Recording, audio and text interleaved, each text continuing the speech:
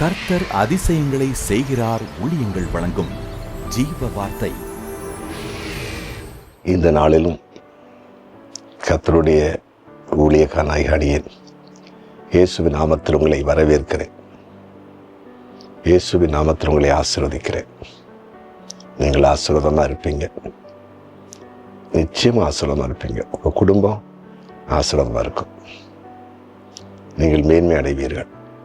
ஏதாவது ஒரு கஷ்டமான நிலையில் நீங்கள் இருப்பீங்க. அந்த கஷ்டத்தை ஏசப்பா மாற்றுவார்.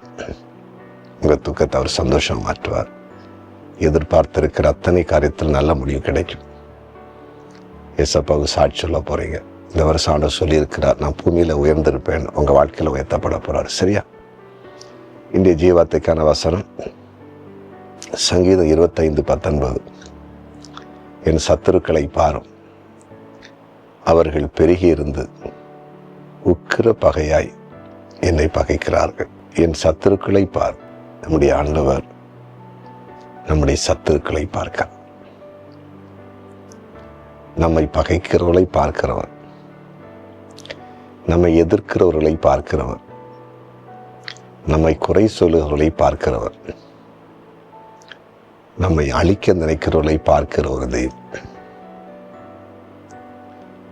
நம்ம நினைக்கிறோம் நமக்கு எவ்வளோ எதிர்ப்பு இருக்குதே, கர்த்தர் பார்க்கலன்னு. அவர் பார்க்கிறார். இந்த பூமியில வாழும் பொழுது சத்துருக்கள் இல்லாமல் போவது இல்லைங்க. எல்லா நிலையிலும், குறிப்பாக எந்த இடத்துல எந்த சூழ்நிலைகள் இருந்தாலும் சத்துருக்கள் இருக்க தான் செய்வாங்க. நான் கூட ஒரு காலம் நினைச்சேன், நம்ம யாருக்காவது ஒரு தீமை செய்தாதான் மற்றவங்க நமக்கு ரொம்ப எழும்புவாங்க. அப்படி கிடையாது. நம்ம தீமை செய்யும் போதும் நமக்கு தீமை செய்ய மக்கள் எழும்புவாங்க. அது உண்மைதான். ஆனால் அதே நேரம் இன்னும் அதை விடையிலும் நமக்கு சத்துருக்கள் எதிராளி எப்போ எழும்புறாங்க தெரியுமா? அந்த பூமியில் நம்ம வளரும் பொழுது, உங்கள் குடும்பம் வளரும்போது, உங்கள் பிஸ்னஸ் வளரும்போது, உங்கள் பிள்ளைங்க வளரும்போது, நீங்கள் செய்கிற ஊழியம் வளர்ந்து பெருகும்போது, காரணம் இல்லாமலே உங்களுக்கு ஒரு அநேக சத்துருக்களை எழும்புவாங்க. அப்போ நமக்குள்ள ஒரு பயங்கரமான கஷ்டங்கள் உண்டாகும். நம்ம யாருக்கும் ஒன்றும் செய்யலை, நல்லது தானே செய்துட்டு இருக்கிறோம், நேர்மையாக போகிறோம். ஆனால் எவ்வளோ எதிரிகள் இருக்கிறாங்களேன்னு குழம்பும். பயப்படக்கூடாது. கர்த்தர் பார்ப்பார். தேவன் அற்புதம் செய்வார். அவர் நீதியுள்ள நியாயாதிபதி. சத்துருக்களை நம்மை விட்டு விலக்குகிறவர். இன்றைக்கு சத்துருக்கள் நிமித்தம், எதிரிகள் நிமித்தம் பயப்பட்டு கொண்டிருந்தான் எல்லாத்தையும் கர்த்தர் விளக்க போறார். ஜெபமா ஜெபிக்கலாம். இயேசப்பா, உம்முடைய கருத்தில் நாங்கள் எங்களை ஒப்பு கொடுக்கிறோம். எங்களுடைய சத்துருக்களை நீர் பார்க்கிறோம். இந்த நாளில் அடியனோடு கூட உம்முடைய வார்த்தை கேட்டு ஜெபிக்கிற உம்முடைய பிள்ளைகளை கண்ணோக்கி பாரும். சத்துருக்களாகிய எதிரிகள் நிமித்தம் யாரெல்லாம் சோர்ந்திருக்கிறாங்களோ கர்த்தர் விடுதலை கொடும். உம்முடைய பிள்ளைகள் யாருக்கு எந்த தீமை செய்யாம இந்த பூமியில நன்மை செய்வர்களாக இருந்தோம்.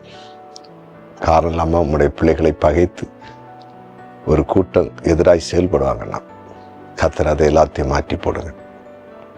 எதிராளிகள் சத்துருக்கள் நிமித்து இருக்கிற பயம் உடைய பிள்ளைகளை விட்டு இன்றைக்கே விலகி போட்டோம். பரலோக அரசாங்கம் இவர்களுக்கு உதவி செய்யட்டும்.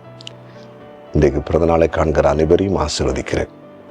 திருமண நாளை காண்கிற அனைவரையும் இயேசுவின் நாமத்தில் ஆசீர்வதிக்கிறேன். ஆண்டவரை, குறிப்பாக குடும்பங்களில் செழிப்பு உண்டாகட்டும், மேன்மை உண்டாகட்டும். எந்தெந்த குடும்பத்தில் சேர ரட்சிப்பில்லையோ, பாவ மன்னிப்பில்லையோ, ரட்சிப்பு உண்டாகட்டும், பாவத்தில் விடுதலை பெறட்டும். எந்தெந்த குடும்பம் செழிப்பில்லாமல் இருக்கிறதோ செழிப்பை தாரும். கர்த்தர் கூடி சேர குடும்பங்களை அளவில்லாமல் ஆசீர்வதியும். ஜெபத்தை கேட்டி நன்றி. இயேசுவின் நாமத்தில் பிதாவே, ஆமென்.